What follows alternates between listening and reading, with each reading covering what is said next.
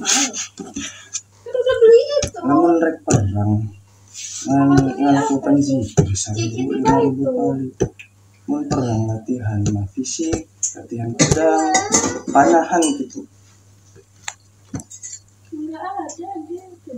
Apa Beli gas ada Turki Utsmani itu hancur karena ajaran aliran sufi?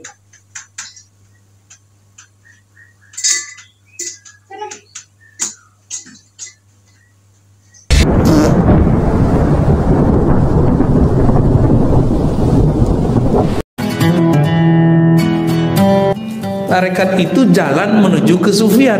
Belum tentu dia sukses menjadi sufi. Sufi itu seperti faqih. Faqih mewarisi fikihnya Nabi. Sufi mewarisi kemurnian qalbunya Nabi. Ahli fikih mewarisi hukum zahir, rukun 13, ya, membatalkan sholat, sunnah, bid'ah. Ahli qalbu, ahli sufi mewarisi khusyuknya Nabi.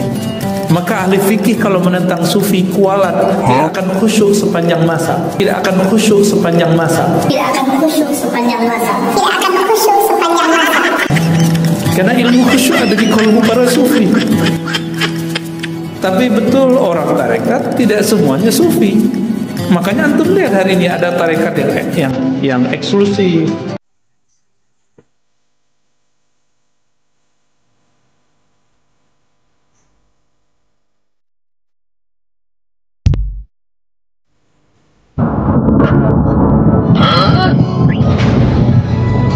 Yang eksklusif. Ada tarekat yang kemudian merasa paling benar. Assalamualaikum warahmatullahi wabarakatuh. Sufi adalah orang yang mendalami tasawuf, yaitu gerakan asketis dalam Islam yang muncul pada abad ke-8 hingga ke-9 Masehi. Sufi berusaha menemukan kebenaran dan cinta ilahi melalui perjumpaan langsung dengan Tuhannya. Sufi dikenal dengan gaya hidup yang sederhana, miskin, dan asketis katanya. Kopi itu disebut sebagai minumannya para kekasih Tuhan, sufi. Kopi? Iya, itu oleh seorang ulama namanya Abdul Qadir Al-Jaziri. Bahkan banyak tuh pujian kepada kopi. Imam Ibnu Hajar Al-Haytami itu memuji kopi karena dia akan menghilangkan kesusahan dalam hati dan pikiran orang dan menyebabkan mudahnya cahaya Tuhan sampai ke dia orang itu minum. Mereka juga dikenal dengan sikap kontemplatif dan acuh terhadap kondisi sosial politik yang sedang bergolak. Atau terima anak, tahukah wahai umat sebenarnya siapa aku ini? Allah wa Rasulullah.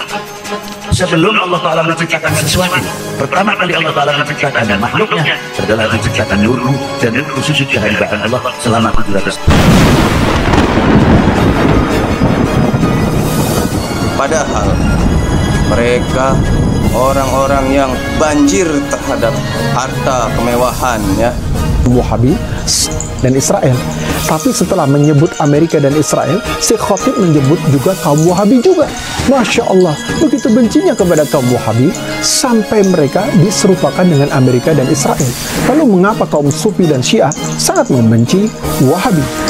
Kemungkinan karena dalam dakwah Wahabi terdapat pengingkaran yang sangat keras terhadap ibadah kubur, penyembahan makam-makam wali, mencari berkah ke kubur-kubur, keramat, dan lain-lain. Sedangkan urusan seperti itu di kalangan Sufi dan Syiah dianggap sebagai urat nadi agama mereka. Logikanya, kalau sumber spiritual keagamaan mereka diganggu, mereka pasti marah. Sufi berusaha untuk menjauhi hal duniawi dan tetap fokus pada iman dan takwa. Mereka mengamalkan syariat-syariat Allah, menjaga hubungan yang baik dengan Allah, manusia maupun alam sekitar. Benarkah?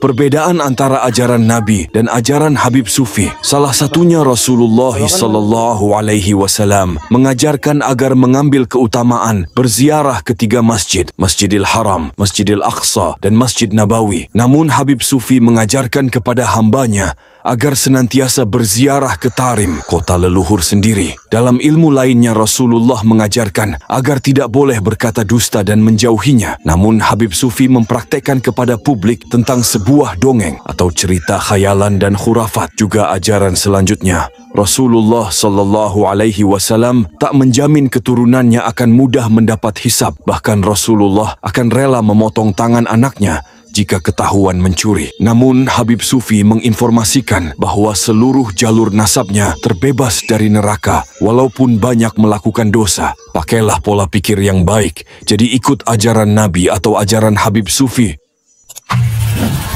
Aliran Sufi diingkari Imam Syafi'i rahimahullah. Aliran Sufi diingkari Imam Syafi'i rahimahullah. Nama Imam Syafi'i rahimahullah sudah tidak asing lagi di telinga masyarakat. Ketokohan beliau sudah tidak diperselisihkan umat Islam. Hanya saja umat sepertinya lebih mengenalkannya sebagai pakar hukum Islam dan peletak dasar ilmu usul fikih. Sementara aspek kehidupannya yang lain, bahkan yang lebih penting, belum banyak terekspos di tengah khalayak. Sisi akidah Imam Syafi'i yang berpijak pada akidah salafus saleh, akidah para sahabat radhiyallahu anhum, belajar dari Nabi Shallallahu Alaihi Wasallam secara langsung, belum banyak diulas.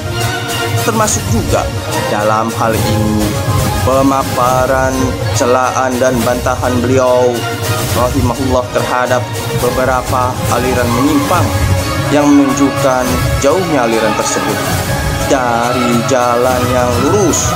Sebenarnya komentar miring beliau rahimahullah terhadap pemikiran dari golongan itu jelas akan mengguratkan makna yang lebih mendalam.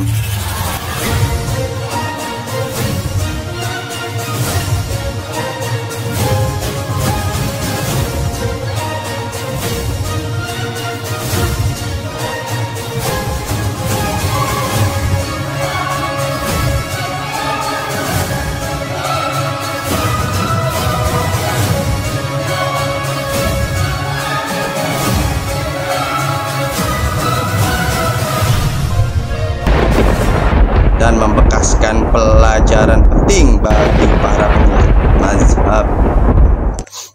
Dengan demikian, umat manusia akan menjauhi aliran-aliran yang telah menjadi imam mereka.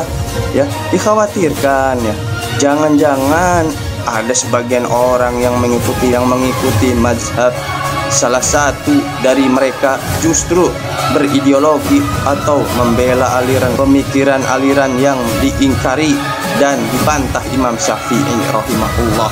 Dan kenyataannya ada ungkapan berbunyi aku bermazhab Syafi'i dalam fikih, Asy'ari dalam akidah, Sufi dalam akhlak. Berikut ini beberapa bantahan ya, komentar miring dan bantahan Imam Syafi'i rahimahullah terhadap beberapa aliran yang ada di masa itu. Imam Syafi'i rahimahullah mencela Sufi. Aliran Sufi penyebarannya begitu meluas di banyak negeri umat Islam. Tidak diketahui secara pasti siapa yang mulai menggagasnya pertama kali. Yang jelas dikatakan oleh Syekhul Islam Ibnu Taimiyah rahimahullah, nama Sufi belum ada pada 3 kurun pertama umat Islam ya. Istilah itu baru muncul setelah itu. Awalnya penampilan zuhud dominan pada para pengikut Sufi, pembersihan jiwa dan hati serta menjauhkan diri dari dunia menjadi tujuan mereka. Namun dalam perjalanannya muncul penyelewengan dan penyimpangan dalam akidah dan aspek lainnya, seperti diyakininya bermunculannya tarekat-tarekat Sufi dengan ragam wirid dan tata cara ibadahnya melekat pada aliran Sufi. Aliran ini mulai menunjukkan hakikatnya pada abad ketiga Hijriah. Dan yang menarik, tokoh-tokoh pembesar sufi pada abad ketiga dan keempat semuanya berasal dari Persia. Tidak ada satupun yang berasal dari suku Arab. Sikap umat Islam terhadap sufi dan ajarannya terbagi menjadi dua pihak: mendukung tasawuf dan mengamalkan ajarannya. Yang kedua, menolak ajaran tersebut dan menjauhkan serta memperingatkan umat darinya. Bagaimana sikap seorang muslim terhadap ajaran tasawuf ini? Ya, seharusnya timbangan seorang muslim untuk menganalisis dan menilai sesuatu adalah kitabullah dan sunnah Rasulullah Sallallahu Alaihi Wasallam. Bila dicermati fenomena yang telah disebut di muka bumi ini, keyakinan akidah wahdatul wujud yang diyakini pembesar sufi seperti Ibnu Arabi, banyaknya tarekat yang masing-masing ternyata memiliki ajaran-ajaran khusus yang berbeda dari tarekat lainnya, sesuai dengan apa yang diajarkan syekh tarekat.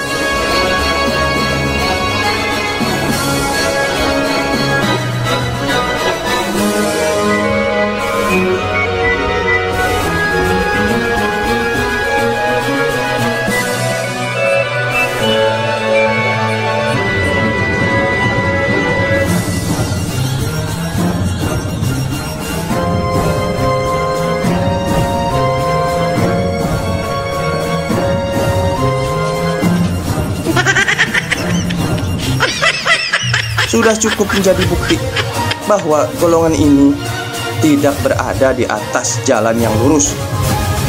Ihdinas syiratal mustaqim.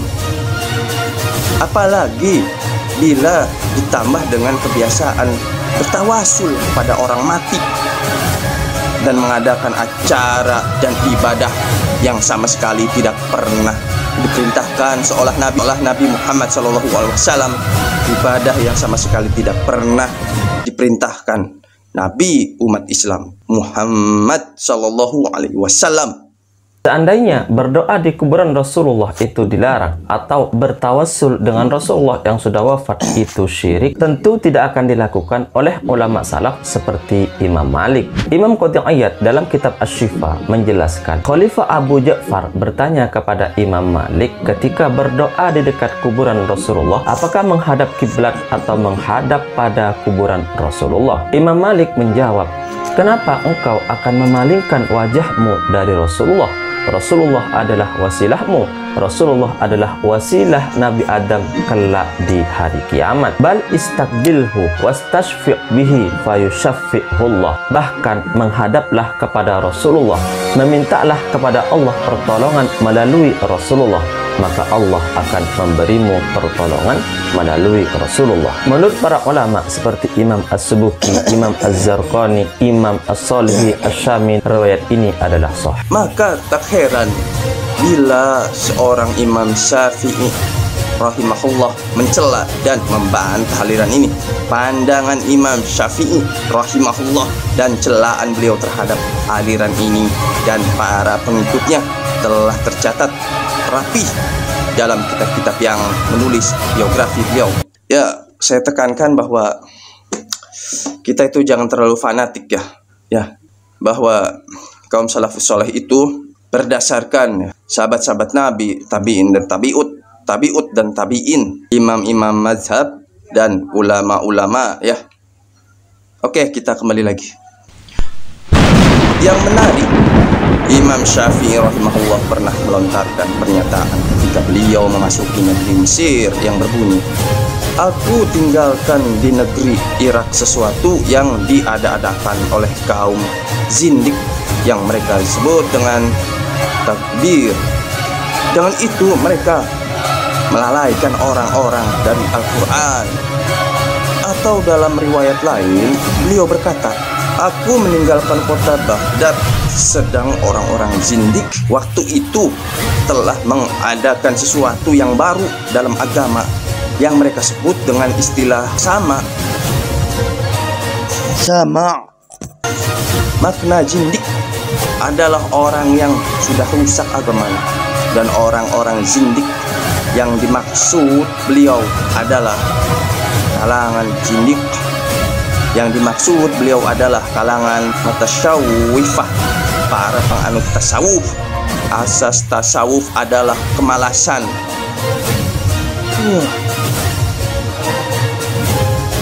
Beliau juga mencela mereka dengan berkata, seseorang tidak akan menjadi sufi kecuali setelah 4 hal yang ada padanya: sangat malas, banyak makan, sangat pesimis, dan banyak melakukan hal yang tidak perlu. Wah, saya jadi ingat kehancuran Turki Utsmani. Apa karena aliran sufi ini ya?